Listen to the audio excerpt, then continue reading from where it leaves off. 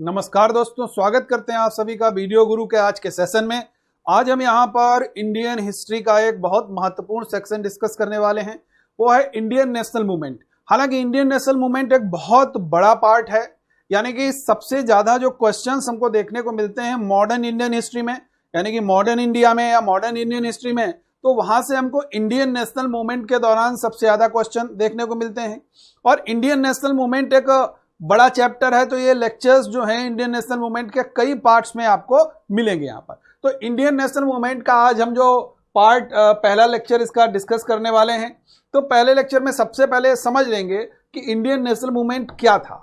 देखिए, Indian national movement की अगर हम लोग बात करते हैं तो बेसिकली जो भारत की आज़ादी के लिए जो संघर्ष किया गया, जो स्वतंत्रता संघर्ष है, वो आपका इंडियन नेशनल मूवमेंट के नाम से या भारतीय राष्ट्रीय आंदोलन के नाम से जाना जाता है। यानी कि भारत को स्वतंत्र कराने के लिए जो योगदान दिया गया, उस योगदान के दौरान जो भी आंदोलन किए गए, जो भी एक्टिविटीज हुई, वो सारा का सारा इंडियन नेशनल मूवमेंट या भारतीय राष्ट्रीय आंदोलन के नाम से जाना जाता है। ठीक है। अब इस इंडियन नेशनल मूवमेंट को समझने के लिए इसको इतिहासकारों ने इसको 3 भागों में बांटा है।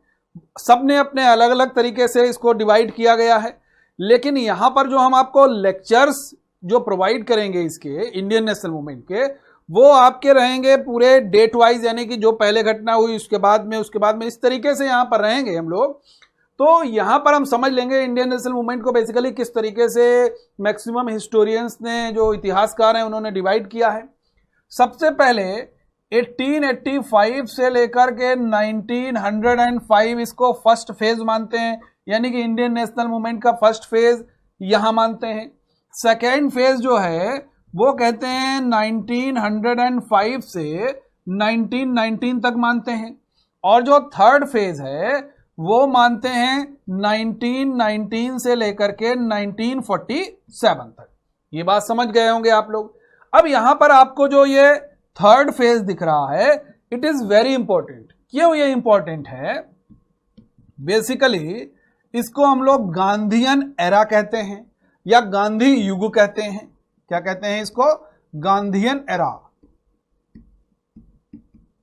ये गांधीयन एरा है या कह सकते हैं गांधीयन युग है, क्योंकि यहां से आपके मैक्सिमम नंबर ऑफ क्वेश्चंस पूछे जाते हैं, क्योंकि यहां पर सारी एक्टिविटीज किसकी हैं? गांधी जी की हैं। गांधी जी का मैक्सिमम पार्टिसिपेशन है, और गांधी जी के द्वारा ही कह सकते हैं कि यहां पर मेन आंदोलन को जो लीड किया गया है वो गांधी जी के द्वारा ही है। सारी जो विचारधाराएं हैं, जो सारा स्वतंत्रता संघर्ष है, वो गांधी जी को ही केंद्रित मान करके यहां पर हो रहा है। तो इसीलिए इस वाले जो थर्ड फेज है, यहां से आपके मैक्सिमम नंबर ऑफ क्वेश्चंस पूछे जाते हैं। अब हमने जब कांग्रेस शुरू किया था, कांग्रेस का अगर आप हमारा लेक्चर देखेंगे तो जो इंडियन नेशनल कांग्रेस था उसका भी लेक्चर आप लोगों को सेपरेट प्रोवाइड किया जा चुका है। अब इंडियन नेशनल कांग्रेस से ही यहां से शुरुआत हो जाती है। तो 1885 से लेकर के हमने लगभग 5 तक का जो हमने इंडियन नेशनल कांग्रेस में देखा था, वहां पर कांग्रेस के सेशन थे। फर्स्ट, सेकेंड, थर्ड और फोर्थ जो इंडियन नेशनल कांग्रेस के सेशंस हैं, वो आप लोगों को कंफर्म होने चाहिए। उनके जो प्रेसिडेंट हैं और कहां कहां पर हुए हैं, ये आपको जानकारी होनी आवश्यक है। अब यहां पर जो हम आज शुरुआत करने वाले हैं वो 1905 से शुरुआत करने वाले हैं, क्योंकि कांग्रेस के बारे में ऑलरेडी हम लोग पढ़ चुके हैं। पार्टीशन ऑफ बंगाल, यानी कि अंग्रेजों ने क्या किया? अंग्रेजों ने डिवाइड एंड रूल पॉलिसी, जो उनकी बांटो और राज करो की नीति थी, उसके तहत उन्होंने सबसे पहला एक काम क्या किया? कहा कि बंगाल में बहुत ज्यादा लोग हैं, संख्या में भी ज्यादा हैं, और लोगों में यूनिटी दिख रही है, तो क्यों ना बंगाल को डिवाइड कर दें। और इन that time the viceroy of India was Lord Curzon. उस समय जो यहां पर वायसराय था वो था लॉर्ड कर्जन, और ठीक वैसा ही हुआ। लॉर्ड कर्जन ने क्या किया? ऑन 19 जुलाई 1905, यानी कि 19 जुलाई 1905 को लॉर्ड कर्जन ने क्या किया? डिक्लेयर कर दिया कि Bengal will be divided in 2 parts. Bengal will be divided, ये नहीं बताया गया कि कितने पार्ट्स में, बट ये बताया गया बंगाल विल बी डिवाइडेड, या बंगाल को विभाजित करेंगे। कब विभाजित करेंगे? 16 अक्टूबर को बंगाल को विभाजित करेंगे, ऐसी घोषणा की। और यह घोषणा कब की? 19 जुलाई को। तो देखिए, यहां पर क्वेश्चन अगर कभी आपसे पूछा जाएगा कि पार्टीशन ऑफ बंगाल डिक्लेरेशन कब हुआ, तो आंसर होगा 19 जुलाई 1905। अगर पूछा जाएगा partition of Bengal was held on, तो आंसर आपका क्या होगा 16 अक्टूबर 1905। ठीक है, आगे देखिए, ये कहा गया कि 2 भागों में बंटने की बात की गई थी। उसके बाद में अगर कभी आपसे पूछा जाएगा who was the viceroy in that time, तो आपका सीधा सा आंसर क्या होगा, lord Curzon declared partition of Bengal on 16 October 1905, और इसने इस दिन इसको घोषित कर दिया कि बंगाल विभाजित हो गया है। और बंगाल को 2 भागों में विभाजित कर दिया गया। पहला पार्ट था ईस्ट बंगाल। ईस्ट बंगाल पूर्वी बंगाल जो कि बांग्लादेश बना, उसकी कैपिटल क्या हुई, ढाका। और जो वेस्ट बंगाल हमारे भारत का हिस्सा बना और उसकी कैपिटल क्या थी, कलकत्ता, जो कि अब कोलकाता के नाम से जाना जाता है। यानी कि बंगाल में यूनिटी को क्या कर दिया अंग्रेजों ने, अपनी बांटो और राज करो, डिवाइड एंड रूल की पॉलिसी के तहत इस बंगाल को डिवाइड कर दिया in eastern Bengal and in western Bengal. यहां तक क्लियर हो गया होगा। आगे बढ़ते हैं। अब ये जब बंगाल का जब जैसे ही डिक्लेरेशन हुआ, घोषणा हुई थी, उसी समय एक मूवमेंट घोषणा के साथ, भाई घोषणा तो 19 जुलाई को हुई है, ठीक है ना, 19 जुलाई को डिक्लेयर किया लॉर्ड कर्जन ने कि बंगाल को हम 16 अक्टूबर को डिवाइड करेंगे, ऐसा तो लॉर्ड कर्जन ने कहा। इसके बाद में 7 अगस्त 1905 को, याद रखिएगा डेट, 7 अगस्त 1905 को एक आंदोलन शुरू हुआ, दैट वाज स्वदेशी मूवमेंट।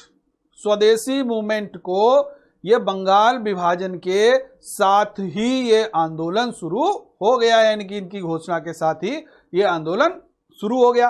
अब अगर कभी पूछा जाएगा ये आंदोलन किसके द्वारा किया गया, the movement was organised under the leadership of Surendra Nath Banerjee. याद रखिएगा, सुरेंद्र नाथ बनर्जी ने यह स्वदेशी आंदोलन शुरू किया। डेट मैंने अभी बताई थी, मैं एक बार फिर से बता दे रहा हूं, 7 अगस्त 1905, क्योंकि ये कई बार आपके एग्जाम में पूछा जा चुका है। तो सुरेंद्र नाथ बनर्जी ने आंदोलन शुरू किया।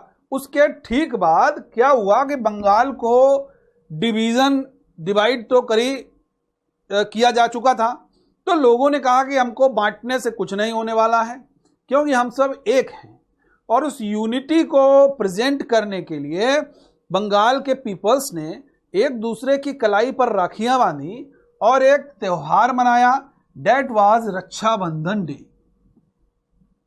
ठीक है, तो कब मनाया गया, on the date of partition of Bengal, यानी कि बंगाल विभाजन वाले दिन। बंगाल विभाजन वाले दिन ही ये बनाया गया कौन सा, रक्षाबंधन का दिवस। तो ये क्यों बनाया गया कभी पूछा जाएगा, तो आपका आंसर क्या होगा, बंगाल के लोगों ने अपनी एकता को प्रदर्शित करने के लिए रक्षाबंधन दिवस 16 अक्टूबर 1905 को मनाया। इसके ठीक बाद थोड़ा सा असर दिखा, जब ढाका बन गया, यानी कि बांग्लादेश हो गया, ढाका बन गया, तो एक थोड़ा सा असर दिखा और एक नई पार्टी का उदय होता है। देखिए, कांग्रेस तो पहले 1885 से चली रही है, अब उसके बाद में एक नई पार्टी हमको दिख गई, वो है ऑल इंडिया मुस्लिम लीग, और ये स्थापित होती है 1906 में। डेट इसकी आप लोगों को याद रखना है, 1906 में ऑल इंडिया मुस्लिम लीग का एस्टेब्लिशमेंट हुआ। The All India Muslim league जो है ये पॉपुलर है किस नाम से, मुस्लिम लीग के नाम से, popularised as Muslim league, was a political party established in 1906 in British Indian Empire। यानी कि अखिल भारतीय मुस्लिम लीग की स्थापना, जो कि मुस्लिम लीग के नाम से बहुत चर्चित थी, उसकी स्थापना 1906 में ब्रिटिश भारतीय साम्राज्य में एक राजनीतिक पार्टी के रूप में हुई। और इस पार्टी का आगे तक, जब भारत स्वतंत्र होता है तब तक इस पार्टी का कहीं ना कहीं कुछ रोल रहता है, हमेशा इंटरफेरेंस रहता है, क्योंकि ये आगे चलकर बहुत सारे लीडर्स इसमें शामिल हो जाते हैं। आगे हम लोग मुस्लिम लीग के बारे में और बात करते हैं।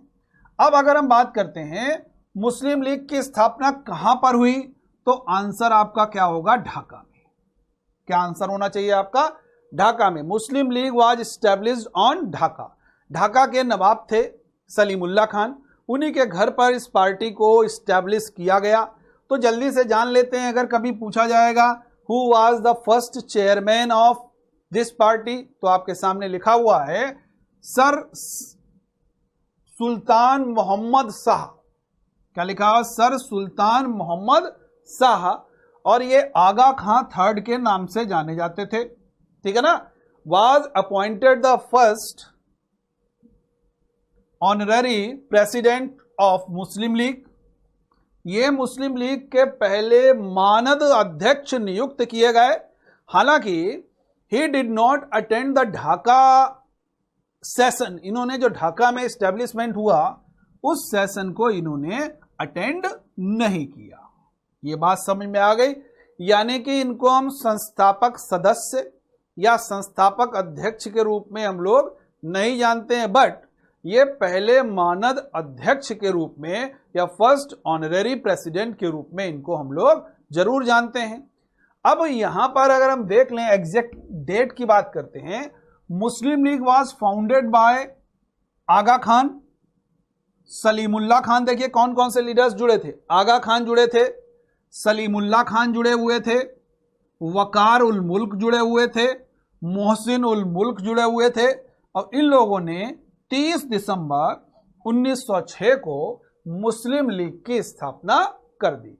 यानी कि मुस्लिम लीग अगर एग्जैक्ट डेट पूछी जाएगी तो आपका आंसर होगा 30 दिसंबर 1906।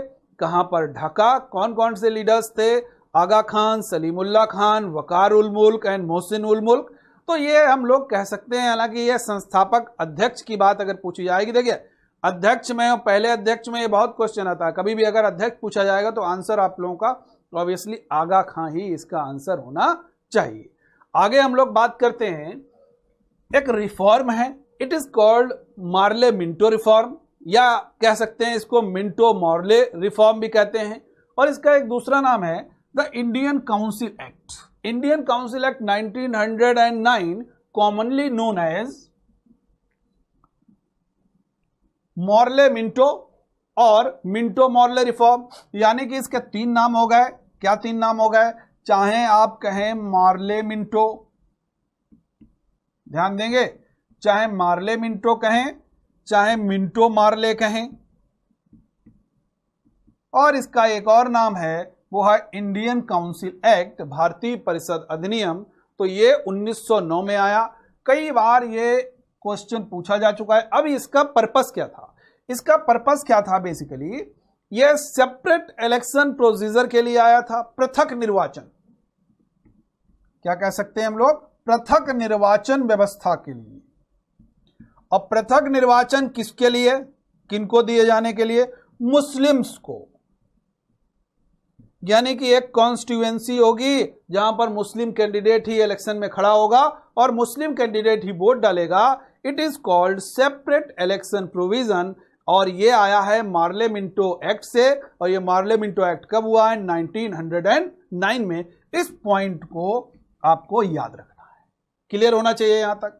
चलिए आगे बढ़ते हैं हम लोग, और हम मार्ले मिंटो के बारे में और भी महत्वपूर्ण चीजें देखते हैं। अगर कभी आपसे पूछा जाएगा the momentous introduction in the reforms was the separate election, इस पॉइंट को याद रखना है।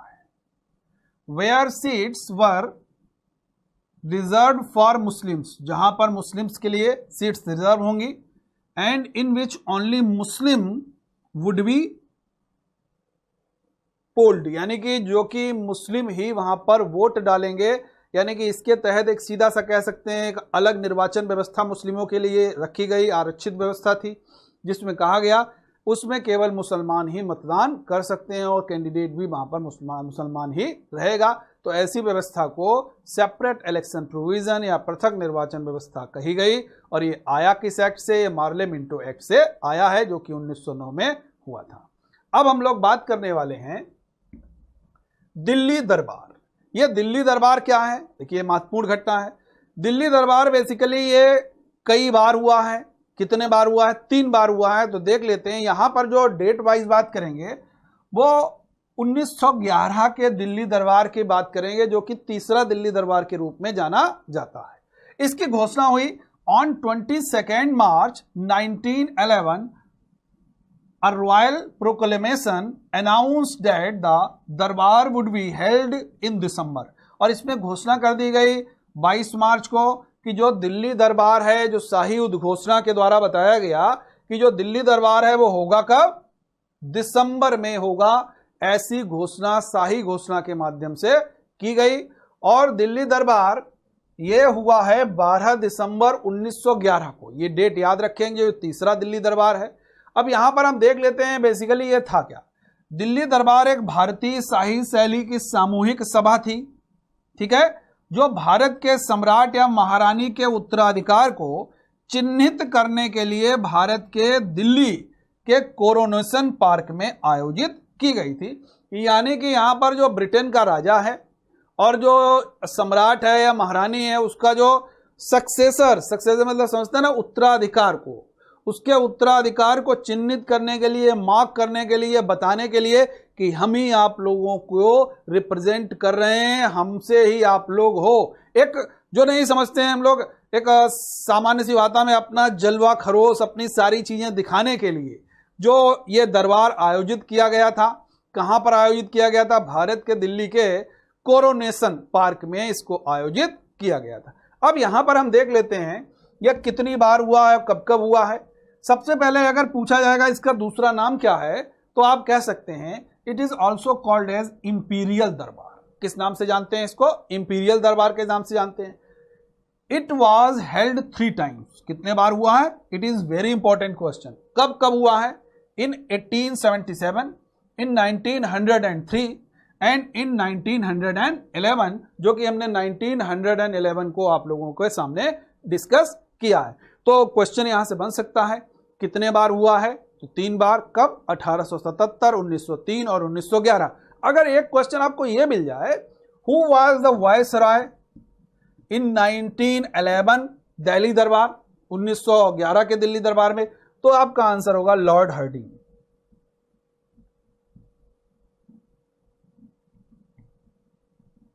याद रखिएगा, lord Hardinge in that time, यानी कि थर्ड जो दिल्ली दरबार हुआ है उस समय वायसराय कौन है? लॉर्ड हार्डिंग उस समय वायसराय के रूप में जाने जाते हैं। तो ये तो बात हो गई आपकी दिल्ली दरबार की।